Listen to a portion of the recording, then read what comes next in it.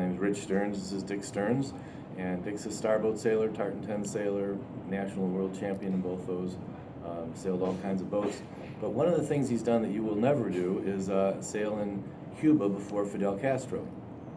And while they were sailing in Cuba, Fidel was in the mountains sometimes, and they could hear the shots.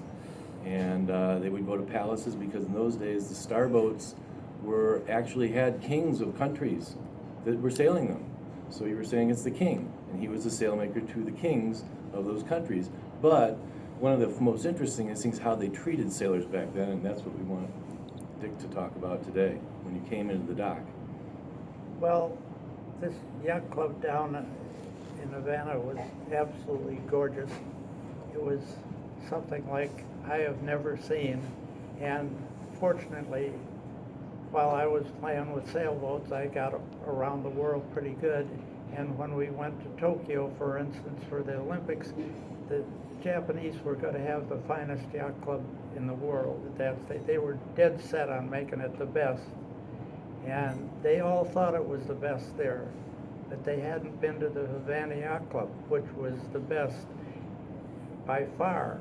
And, you know, there were definitely the haves and the have-nots down there, and the haves had it pretty darn nice, let's face it. We'd come in off of a race, pull up to the dock, there were boat boys waiting all we had to do was get off the boat and go down to the swimming pool and sit down, and the bartenders would come up and ask you, what would you like to drink, sir? And the boat boys would wash your boat down with fresh water. You didn't have to get the salt off it. They'd fold your sails, put them away in your locker, and, you know, it was, let's say, to put it mildly, first class. And it's something that I doubt that I'll ever see again. But it was,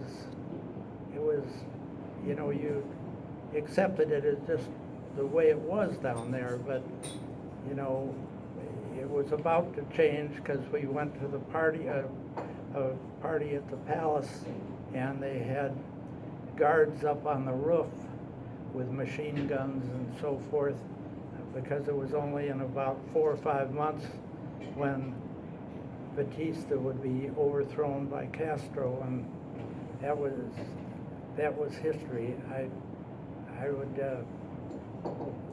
I wouldn't even like to go back and see what the yacht club is like today. It would be sad, you know. Because it was just spectacular.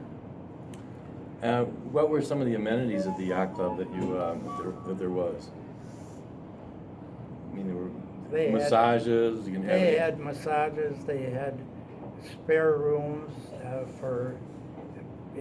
that you could go upstairs with your secretary and have fun at lunch, and things like that. They had ballrooms. They had everything you can imagine.